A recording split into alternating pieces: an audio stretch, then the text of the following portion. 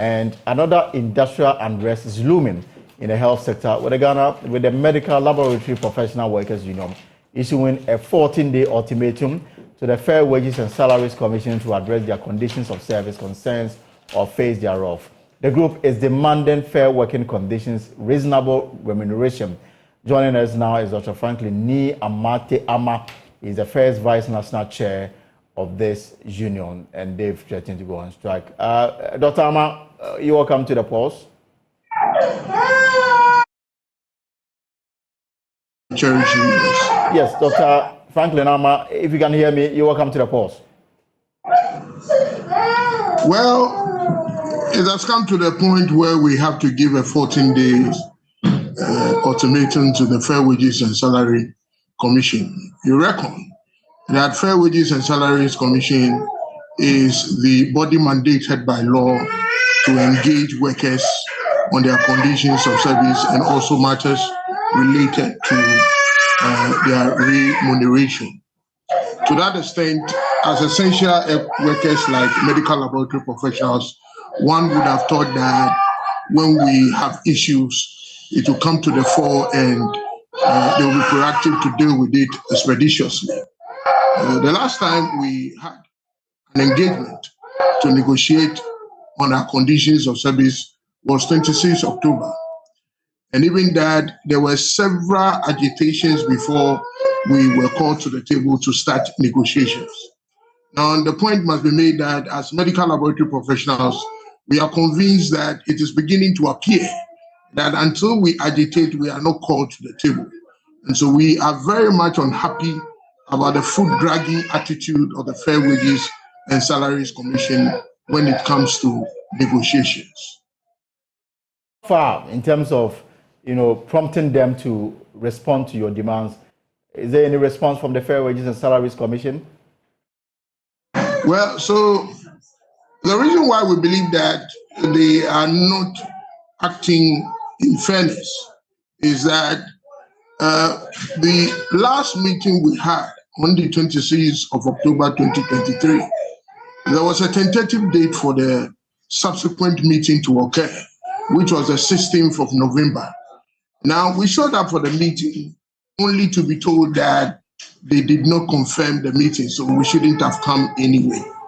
Now, we went further to write on 9th November to them that there are aspects of the conditions of service that are non-monetary, that are not financial.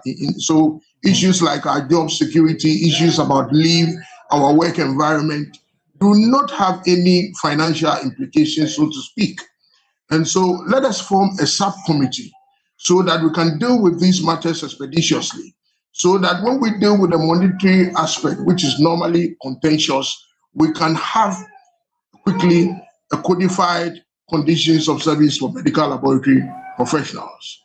They acknowledge receipt of the letter, but as we speak, that has also not happened. We believe that it is an attempt to delay the process and not attach to it the agency that is deserves, because you and I know that we are essential service providers. Right. When you talk about reasonable remuneration, is it about your salary? What exactly is it?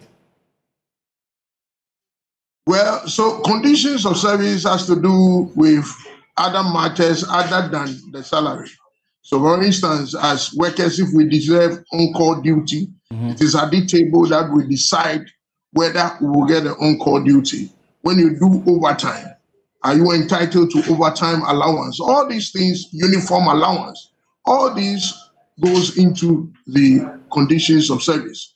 So to some extent, it has some financial implications on the worker. Because if you deserve rent allowance and it is not being extended to you because negotiations are not finalized, it has implications on your economic well-being. And so it is important that these matters are dealt with expeditiously so that workers can work happily on the clients. It looks like everybody is afraid of injection. Clearly, I think that the little baby there is clearly afraid of injection. Same injection you are planning to give government. Is there no a middle ground? You can come to some understanding instead of threatening to go on industrial action. Well, strike is an option, we have indicated that come to table and let us have conversation. If they come to table and we begin conversation, strike will be needless. You are suggesting strike. We have said that we will advise ourselves appropriately. That language, I understand it perfectly. Strike is an option. Maybe you understand the language better, but the point must be made that strike is one of the options. When we get there and we advise ourselves appropriately, and strike is the best, we'll take it. But I must make the point that it is not in our interest. Who are the people who bear the grudge of our strike and our actions? Is it not our relatives? So we are not really interested in going on any strike. What we are saying is that let us all push for duty bearers to act. When duty bearers act and they come to table and we have negotiations, strike will be needless.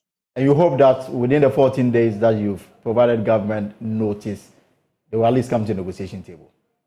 It is our considered view that 14 days is a reasonable time within which duty bearers should act so that quickly we can dispatch the issues. Because our members are very unhappy. Leadership is having a hell of a time trying to contain them at base. And we are not sure when people are pent up and they are disgruntled, we are not sure what their next action will be. And so let us all quickly dispatch the issues that are bothering them so that they can work happily on and provide the essential services that they continue to provide. All right. Thank you very much, Dr. Franklin Ni Ama, for sharing this information with us. Thank you.